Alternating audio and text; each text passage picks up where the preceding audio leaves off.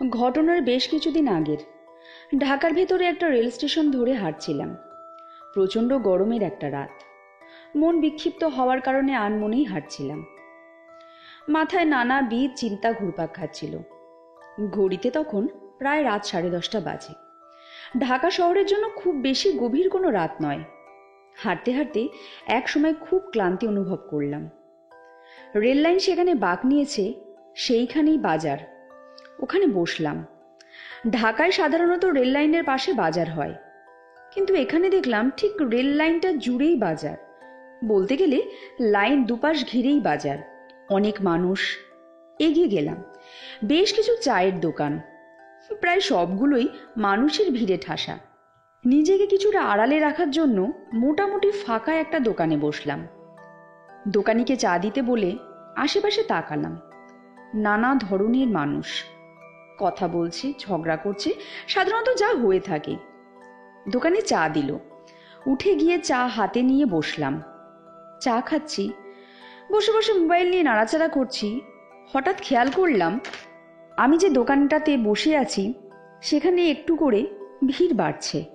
অন্যান্য দোকানের সামনে যারা বসা ছিল প্রায় অনেকেই উঠে এসে আমার আশেপাশে দাঁড়িয়ে চা খেতে লাগলো। খেয়াল করলাম প্রায় সকলেরই পরনের লুঙ্গি। যদিও অবাক হওয়ার মতো কিছু নেই, তবুও মনে হলো সবাই ইচ্ছে করে একই ধরনের পোশাক পরেছে। ফালতু চিন্তা করছি ভেবে উঠে দাঁড়ালাম। জিজ্ঞাসা করলাম কত হয়েছে বিল। মনে হলো এক কথায় সবাই আমার দিকে তাকালো, সরাসরি নয়, আর চোখে। অস্বস্তি বোধ করলাম। টাকা বের করার জন্য পকেটে হাত ঢোকালাম। দোকানিকে আবার জিজ্ঞাসা করতেই সে বলল, বিল লাগবে না। আমি রেগে গেলাম। আমি বললাম, লাগবে না কেন? আমি তো বিশেষ কেউ নই যে আমার বিল লাগবে না। মানি ব্যাগ বের করব, লক্ষ্য করলাম দোকানি আমার চোখের দিকে সরাসরি তাকিয়ে আছে। সবচেয়ে বড় ধাক্কা খেলাম যখন বুঝলাম চেষ্টা থাকা সত্ত্বেও আমি মানি ব্যাগ বার করতে পারছি না। আমার ভয় লাগা শুরু হয়। দোকানি আমার দিকে তাকিয়ে বিদ্রূপের হাসি হাসল। আমি মানি ব্যাগ বের করার চেষ্টা অব্যাহত রাখলাম। ভাবলাম কোনো কারণে আমি নিজের ওপর দুর্বল হয়ে পড়েছি। একসময় মানি ব্যাগ বের হলো। 20 টাকার একটা নোট বিস্কুটের টিনগুলোর ওপরে রাখলাম এবং কিছুটা দ্রুত দোকান থেকে বের হয়ে গেলাম। রেল লাইন পার হয়ে অল্প কিছু দূর এসেছি। হঠাৎ কি মনে হতেই ফেলে আসা বাজারের দিকে পিছন ফিরে তাকালাম। ওই দোকানে আগের মতোই ভিড়। অবাক হয়ে দেখলাম দোকানের লোকগুলো আমার দিকেই তাকিয়ে আছে। ভয় পেয়ে গেলাম, প্রচণ্ড ভয়। ইচ্ছে হচ্ছিল ছুট লাগাই, কিন্তু কেন জানি না দৌড় দিলাম না। জোরে জোরে পা চালাতে লাগলাম। অল্প একটু এগিয়েছি, সামনে একটা রিক্সা। মনে হলো আমি জানে পানি ফিরে পেলাম। হুড়মুড় করে রিক্সায় উঠে পড়লাম। গন্তব্যস্থানের নাম বলতে রিক্সা যেন হাওয়ার মতো গতিতে ছুটতে লাগলো।